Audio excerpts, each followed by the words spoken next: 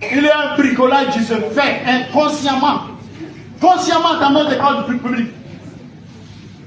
Ceux qui enseignent dans les écoles catholiques, dans les écoles EPV protestantes, les enseignants là-bas ou les enseignantes là-bas n'ont pas fait le CAFOP. Et pourtant, leur engagement professionnel permet donc d'obtenir de beaux résultats. Ce qui n'est pas le cas dans nos écoles publiques où les enfants vont de vos mains du CP1 jusqu'au CM2 sans savoir lire ni écrire. Et personne ne se remet en cause. Et personne ne fait cette introspection pour se demander est-ce que j'ai fait, est-ce que j'ai bien fait ce que pose cette question. C'est là que j'ai mal. C'est là que vous me faites des plaies. Vous me faites des plaies. Et nous souffrons tous au plan national. Vos collègues des écoles catholiques donnent les meilleurs résultats pendant que vous, qui avez fait les CAFOP, vous donnez les faux résultats aussi. Les enfants arrivent, pourtant nous avons 75% de succès, 85% de succès. Et puis entre nous, ils arrivent en 6e, c'est la catastrophe. Les chefs d'établissement public aujourd'hui se plaignent. Si on doit appliquer la rigueur pédagogique, ces beaux enfants doivent revenir encore renvoyés du système. C'est ça. Et il y en a comme ça qu'on encadre comme ça en acceptant les résultats comme ça, pour les faire passer, qui viennent nous donner donc des bacs farfelus. Excusez-moi.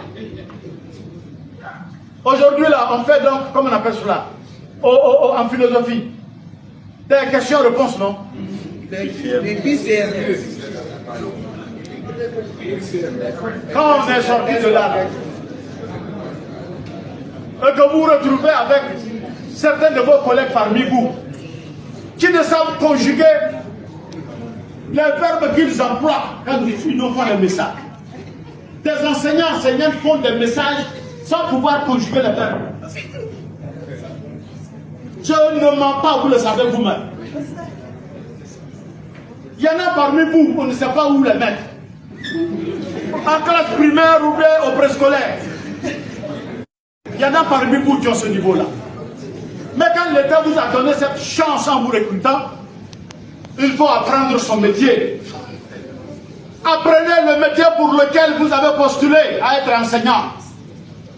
Si au départ vous n'avez pas la vocation enseignante, on peut avec le temps susciter cette vocation enseignante. On peut apprendre son métier et puis l'aimer. Enseigner les enfants, c'est les aimer. Tant qu'on n'aime pas les enfants, on ne peut pas les aimer. On peut pas, tant qu'on n'aime pas les enfants, on ne peut pas les enseigner.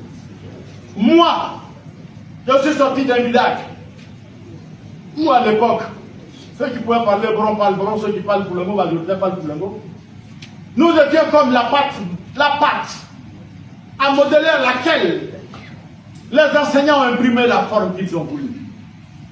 Quand mon maître de CM2 m'a appelé tout récemment de Saint-Pétro, j'ai dit, monsieur, vous vivez. Il dit, c'est moi qui t'appelle. J'ai dit, mais je pensais que vous ne viviez plus. Il dit, c'est moi qui vous appelle. Celui-là, ça fait combien d'années qu'il m'a pris au CM2? Ça fait 49 ans.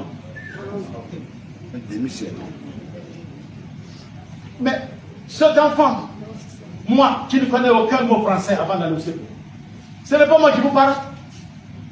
Je ne suis pas un expert en matière donc de discours, en matière de spontanéité. Mais c'est sur ce front-là qu'on m'a découvert et qu'on m'a proposé à Mme Kanyaka. Vous aussi, la chance que vous avez aujourd'hui, c'est d'avoir des enfants qui savent déjà parler français pour la plupart, qui savent déjà désigner les objets par leur nom avant d'aller au CP1. Cela devrait être donc un facteur facilitateur de votre action, mesdames et messieurs. Puisqu'il y en a qui parlent français avant d'arriver au CP1, qui savent nommer les choses par leur nom. Ça facilite votre action. Malheureusement, c'est maintenant que notre école est en train de flamber, de tomber. Notre école est à volo. Notre école est en train de partir dans la putréfaction intellectuelle. Notre école est en train donc justement de perdre ses lettres de noblesse. Pas par la faute des parents de l'homme, mais par notre propre faute. tant que nous-mêmes ne nous remettons pas en cause, de façon nationale, à l'intérieur de nos syndicats, à l'intérieur justement de nos regroupements pénals éduqués, que nous allons laisser à nos enfants. C'est une Côte d'Ivoire totalement défaite que nous allons laisser à nos enfants. Ceux que nous enseignons aujourd'hui deviennent aujourd'hui des cancers parce qu'on ne les a pas éduqués.